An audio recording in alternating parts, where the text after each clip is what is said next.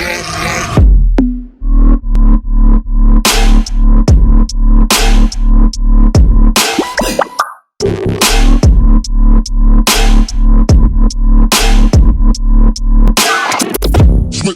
that leads me into, obviously, like, once they're approved, everything's good. How are you solidifying the sale or cementing the sale, or is there anything particular that you do when you're, wrapping up, getting them to remember you're their agent for life, and anything specific that you try to do to prevent chargebacks? Because obviously everyone gets chargebacks. Right. I just write down on a piece of paper my name, the company, and then the policy number, the effective date, the coverage amount. I sign my signature. I'm like, if you have any questions, feel free to give me a call. This is my number. This is the company you'll be through. This all applies to the policy that I went over with you. So, for instance, you have that $10,000 coverage. It will be $63.56 a month, starting on May 5th. So just laying it out for them, all of that, and then being like, don't lose this. You're obviously going to get a big packet in the mail explaining all of this whenever your policy is approved. And then if you have any questions from there, please just feel free to give me a call. Love it, because I think that's a key part of this business. It's real simple to make a sale, but it's another skill set to keep the policies on the books and keep your persistency high. That's a whole nother art of this business that a lot of agents need to understand and know, that it's very simple to enroll somebody, but it determines how good of an agent you are as far as your persistency goes, because that's the extra work that you don't get compensated for, and the behind the scenes work that can allow an agent to be here a year from now, or allow an agent to be out of the business because their persistency is low and chargebacks get to them and they all get freaked out about that. Now, I'm assuming in 2 months and writing that many policies, you've experienced a couple chargebacks, right? Yeah, recently it's kicking me in the face. I'm not gonna lie. Yeah, absolutely. So can you just share? You're 21 years old, Summer. You're really young. How are you mentally I know it's challenging, but how are you mentally getting over chargebacks coming in, and how are you handling them, and what's your mindset towards them as you've experienced a couple of them already? Yeah, I think that's really good that you touch base on that, because there is a lot of mental issues in the back end of things, like really through this company. But what keeps me going is, obviously, I talk to a lot of people on my team. Everyone in this business, and this is what a lot of people I think have to realize, everyone in this business has gone through exactly what you're going through. The people at the top in integrity, they went through worse than you're going through. This business, they explain all the time how they had nothing that we have now. The work spots, all they had was like Facebook leads worth $40 whatever dollars. So I think just knowing in the back of my mind that everyone goes through this, but that I'm not going to give up, that's what helps me. And I continuously work. I'm disciplined. I am going to get on the phone no matter what. So if I have a chargeback and I make a sale tomorrow, okay, like, who cares? I feel like I'm just constantly, my chargebacks are never a lot of money because I'm just constantly working, you know what I mean? And not letting it get to me. So that's what's helped. Yeah, no, I think you hit it on the head. Is as long as you're consistent, you don't really feel it. And I've said this before, and I'll continue to say, if you've not had $5,000 in chargebacks, you've not wrote a lot of insurance. Because I think every top producer in Family First Life has had a $5,000 or more with one specific company.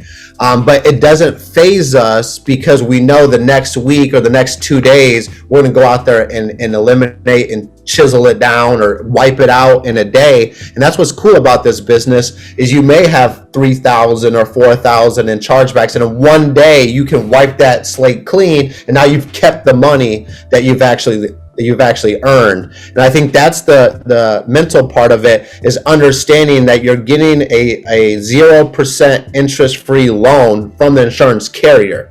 Where agents mess up is they think the full 9 months of that advancement is theirs, and then they go out and buy things they would never buy or do things that they've never done before, and then they're nervous because now all that money's gone and they don't have any money to put back in the leads. That's a huge pitfall, and I wanted to address that because everybody is gonna, when you're building, you're gonna have an agent do that.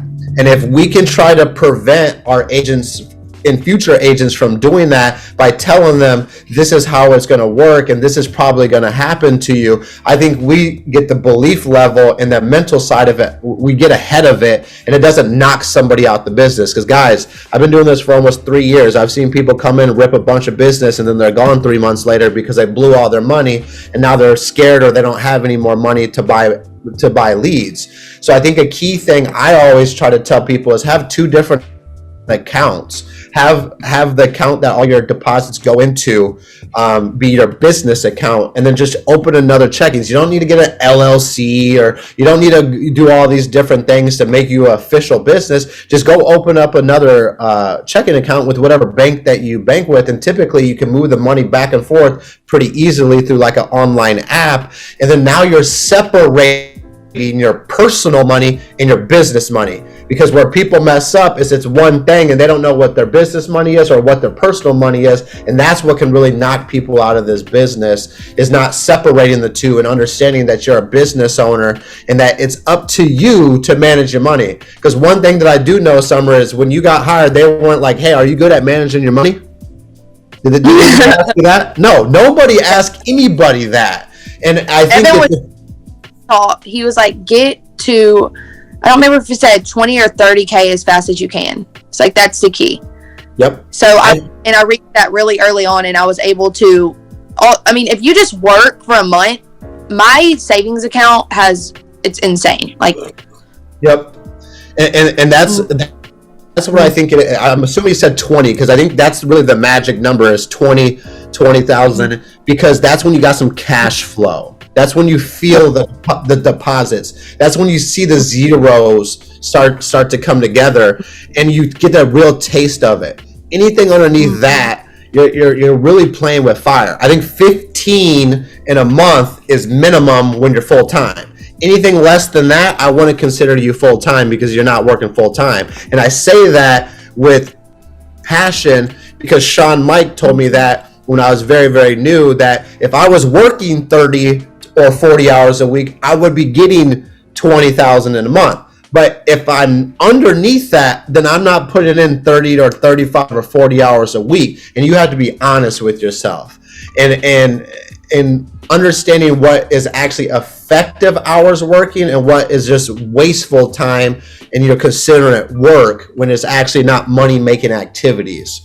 But I just wanted to elaborate on that, Summer, because I think it's super important, and we thrive on transparency here at Enhanced Foundation. And I wanted you to touch base on it because you're fairly new, you're young, and you could have made the mistake of going and blowing all this money that you've earned. But can you give us a ballpark in these 2 or 3 months now that you've been here with us? How many appointments do you think you've booked, if you had a ballpark or if you know the number? Oh, maybe I should know this number. It's all right. Gosh, I don't know. Like, there's 300. Does that even sound realistic? Yeah, maybe. I mean, very much so. I mean, consistently on a weekly basis, how many appointments do you think that you have in a week? I think 25 would be definitely average for sure. I mean, I've gotten better over time, so I think now it's more easy for me to book 15. But actually, my first dial day, I booked 15, but that was because I was literally on the phone on my floor till like 9 o'clock at night. It was the craziest thing, but I was so determined to see what this business did, and I think that's what helped me grow so early. Is I wanted to do whatever it took to be as successful as I could from the beginning, to see if this actually even does work. Yeah, very much so. And did you go to convention? Yes, that was the first thing I went to. Yeah. Can you kind of just elaborate a bit on the impact that had at attending an event, and what did it do for your conviction to get started in this business? Yeah, convention had a big impact on me. I always say that. I think was so important that I went, because I honestly wasn't going to go. I remember Nathan asked me like last minute, he's like, want to come? I was like, I don't think I can. Like, I just got back from vacation. I have to work, but I just went. And just building that relationship with your team, number one, is very important. And then just listening to people that have done this and have succeeded in this, and then just taking their advice and just putting it to action. Being in front of a lot of people who have grown in this business, have been through every single obstacle you have been in, but have still made it to the top. That's always inspiring to me and has kept me going. I love that, and I appreciate you sharing that. And you're absolutely right. When I got started with Family First Life, there was no leads in the CRM. I was putting in 2 to 3 Facebook orders a week to stay afloat, and I was doing it at my apartment because there was no local office in Dallas at the time. And understanding, and I think that you understand it pretty well, Summer, that we had to go through the hard times to make your life a lot easier and to make your life or your career a lot quicker of a start. Because I'm telling you, I don't think I helped over 40 families in a month, probably until like month 9 or 10 in this business. And the fact that you've done it within 60 days of you being here is very, very impressive. So pat yourself on the back, because you're way ahead of where I was at when I got started. And Brian's absolutely correct. Internet leads have changed our business. It gives us the ability to buy leads at the tip of our fingers at any time, anywhere in the United States. And that's what's really cool. But I really do appreciate your time, Summer. And everybody on this call, if you could please drop a SB in the chat if you learned anything valuable from Summer today, it'd be greatly appreciated. But if you have any last parting words for the enhancers today, Summer, the floor is yours. If not, we do appreciate your time. Yeah, I really appreciate you, and thank you for having me on. If anyone, has any questions, we're a big family, so you can always reach out to me, and I'll leave my number in here. But I think just continue working and you'll get there. If you have any tips, questions, like I said, always reach out. I appreciate that big time. Well, guys, obviously today is dial day. Today is Thursday. Today is the Monday of our new week. We're all back to zero, and I know Summer's not confused. She may be dialing until 7, 8 o'clock at night, and I think that's the difference between somebody who's struggling and somebody who's having success, is the time and energy that they're putting into this business, and that's really just the difference. Like the people that you see at top of these leaderboards and putting up these bigger numbers, they're just working more than you. I love Willis, but there's nothing too special about Willis other than his work ethic. He has the best work ethic than anybody I've ever seen, but he's not so insanely more talented than you. He's not insanely more better at words. He's convicted. He's lived through it. He has a story to tell the families that he meets with, and he has a lot of freaking appointments, and he spends a lot of money on leads. And that's really just the difference between you helping 10 or 20 or you helping 30 or 40 in a month, is the amount of money that you spend on leads and the amount of time that you put into this business. So thank you, Summer. We do value your time. This will be put up onto our YouTube channel. I'm going to